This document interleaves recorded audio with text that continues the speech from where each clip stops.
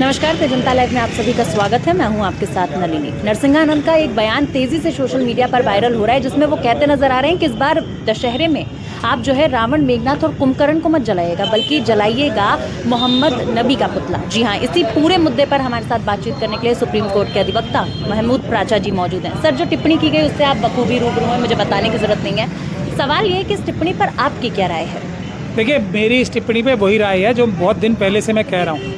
RSS, BJP बहुत सारे आतंकवादी संगठनों को तैयार कर रही है, गैंग्स को तैयार कर रही है, उनको पाल रही है, उनको संरक्षण दे रही है, उनको अलग अलग जिम्मेदारियां दे रही है, अलग अलग काम करा रही है। तो ये एक जो आतंकवादी ग्रुप गैंग है उसका हिस्सा है यति नरसिंहानंद जी, और उनके साथ दूसरे लोग जो हैं वो लोग भी एक ही तरह की बात करते हैं, जो कि एक आतंकवादी एक कार्य है जिसकी कार्रवाई आतंकवादी के तौर पे ही होनी चाहिए, और इनको कम से कम उम्र कैद की सज़ा होनी चाहिए इसकी। सर, आपने सज़ा की बात कर दी, लेकिन जिस वक्त उन्होंने ये बयान दिया, सबसे पहले उन्होंने कहा कि अगर कोई नहीं रिकॉर्ड कर रहा है तो इसे रिकॉर्ड ज़रूर कर लेना।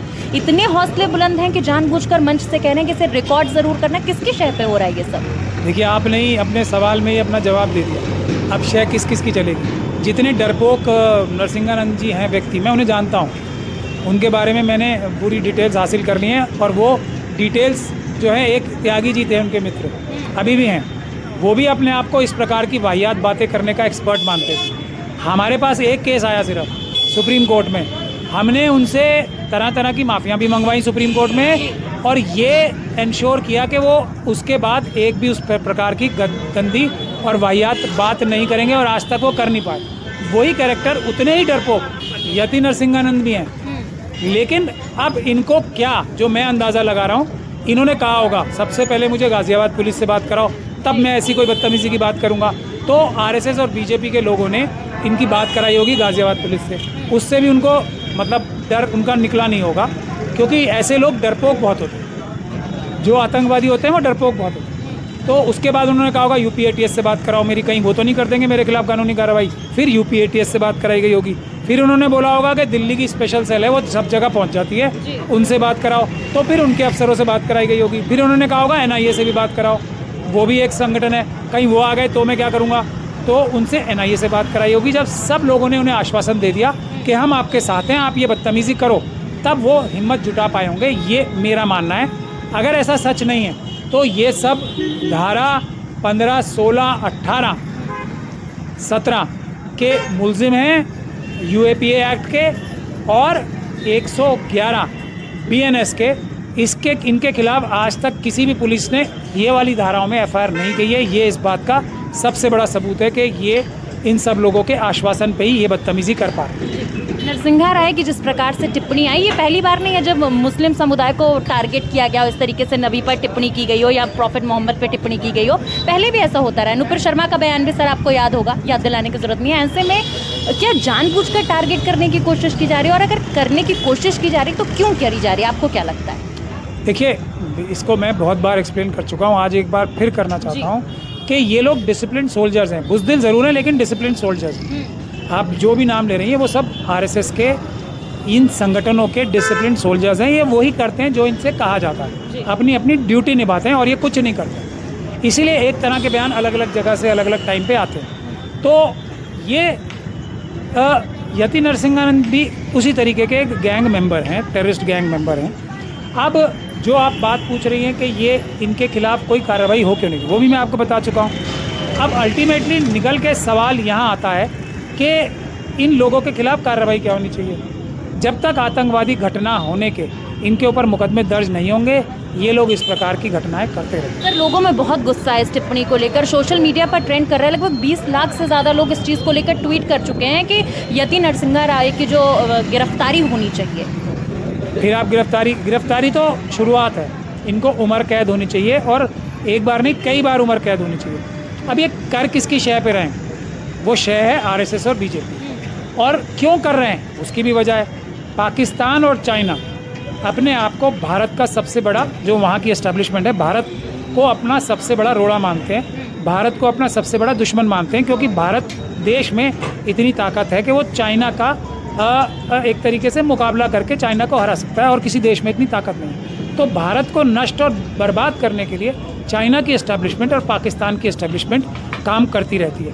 ये इस प्रकार की बदतमीज़ी करा के हमारे देश के अंदर लोगों को लोगों से लड़ा के अफरा तफरी फैला के जो फॉरेन डायरेक्ट इन्वेस्टमेंट होनी है उसको रोकने का काम करते हैं। उसके अलावा जो 57 मुस्लिम देश हैं उनकी जो पब्लिक है, उनकी जो सरकारें हैं, उनके प्रति जो भारत के प्रति जो उनका प्रेम है भारत देश के प्रति, उसको कमज़ोर करने के लिए ये उनको रीजंस देते हैं ताकि जो लाखों लोग हमारे मिडिल ईस्ट में या दूसरे मुस्लिम देशों में जाके फॉरेन डायरेक्ट एक्सचेंज जो है जो सबसे ज़्यादा लाई जाती है इन देशों से, वो ख़त्म हो जाए और जो वहाँ के लोग हैं जो भारतीय एक्सपैट्स हैं वहाँ पे उनको निकाला जाए वहाँ से, ताकि चाइना और पाकिस्तान के लोग वहाँ चले जाएं।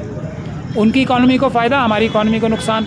उसके बाद जो हमें बेटर जो आज जो डील्स मिलती हैं पेट्रोलियम की हो या किसी की भी हो, उसको जब वहाँ के देश के लोग नाराज़ होंगे तो वो हमें बेटर डील्स नहीं मिलेंगी, हमारी इकोनॉमी को और नुकसान।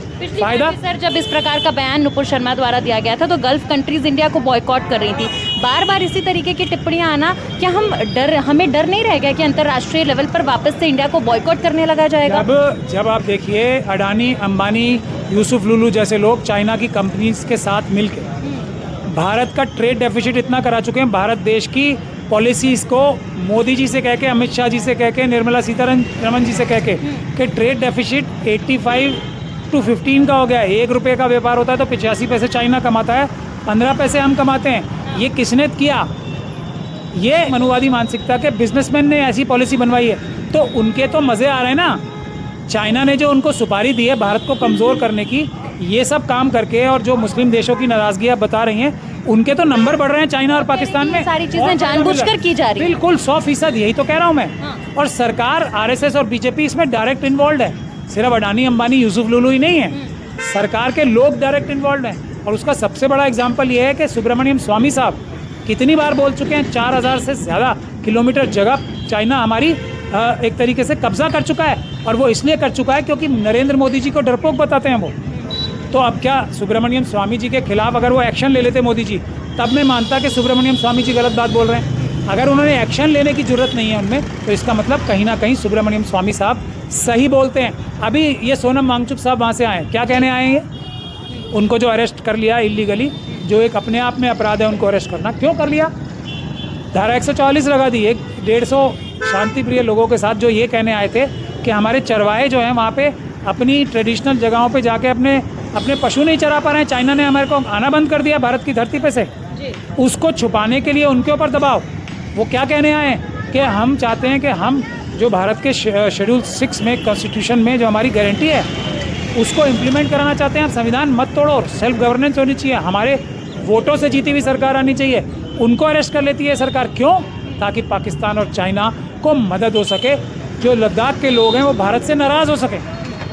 हर बॉर्डर लाइन स्टेट में ये आरएसएस के लोग, चाहे वो मणिपुर हो, आराम भाई तेंगुल और मेती लेपुन किसकी संगठन है? आरएसएस के संगठन है कि नहीं है? वो मणिपुर को जला रहे हैं। और अमित शाह जी और मोदी जी, उन जो चीफ मिनिस्टर हैं, जो कि एक ड्रग्स के उनके ऊपर इल्ज़ाम लग चुके हैं, सब तरीके के इल्ज़ाम उन पर लग चुके हैं, उनको प्रोटेक्ट कर रहे हैं, उनको हटाएंगे नहीं। क्यों? क्योंकि वो काम कर रहे हैं जो अमित शाह जी और मोदी जी चाहते हैं, वहाँ पे एक समुदाय को दूसरे समुदाय से लड़ाने का काम करें। सर एक आखिरी सवाल के साथ मैं इस वीडियो को ख़त्म करना चाहूँगी, क्योंकि आप कानूनी दावपेच को बेहतर समझते हैं, आप सुप्रीम कोर्ट के अधिवक्ता हैं। ऐसे में आपको क्या लगता है कि इस पूरे मामले को लेकर क्या प्रावधान के तहत जो है पूरी प्रक्रिया होनी चाहिए?